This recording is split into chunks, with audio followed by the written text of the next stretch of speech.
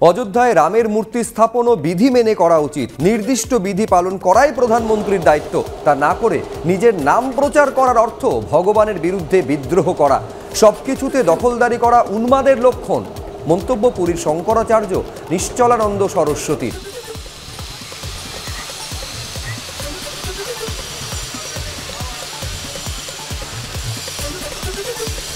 श्री राम जी यथास्थान प्रतिष्ठित हों आवश्यक है, लेकिन शास्त्र सम्मत विधि निषेध का अनुपालन करके ही उनकी प्रतिष्ठा हो, यह भी आवश्यक है। उस विधि निषेध का अनुपालन करना ही प्रधानमंत्री, राष्ट्राध्यक्ष आदि का दायित्व है। उस विधि का अतिक्रमण करके अपने नाम कमाने का प्रयास करना, भगवान से विद्रोह लेना है, हनुमान जी के गधे का पात्र अपने को बनाना है, चकनाचूर होने का मार्ग प्रशस्त करना।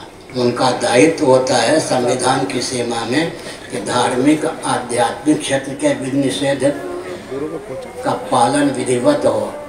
हर क्षेत्र में दखल करना राजनेता का उन्माद माना जाता है। भारतीय संविधान की दृष्टि से भी जघन्य अपराध सिद्ध होता है। अयोध्या जाता रहता हूँ, लेकिन मेरा कार्यक्रम 22 जनवरी को अयोध्या जाने का नहीं। গণতান্ত্রিক দেশ, বহুত্ববাদী সমাজ, প্রত্যেকেরই কথা বলার অধিকার আছে, মন্তব্য করার অধিকার আছে, কিন্তু এটা মনে রাখতে হবে যে ফুলের পাপড়ির ওপর দিয়ে হেঁটে গিয়ে রাম মন্দিরটা প্রতিষ্ঠা হচ্ছে না। এই পথ ছিল কণ্টকাকীর্ণ। তাই নিরাপদ আশ্রয়ে বসে চন্দন চর্চিত মাল্যভূষিত অবস্থায় ধ্যানমগ্ন হয়ে রামের সাধনা করাতেই রাম ওখানে ফিরে আসছেন না। 67টা যুদ্ধ, আবার বলছি 3.5 লক্ষ মানুষের আত্মত্যাগ, তাদের রক্তের উপর দিয়ে হেঁটে চিমটেধারী সাধুদের দখল করেছিলেন একবার, মীরবাকির আক্রমণের পরে তাদের সম্পূর্ণ খুন করা হয়েছে।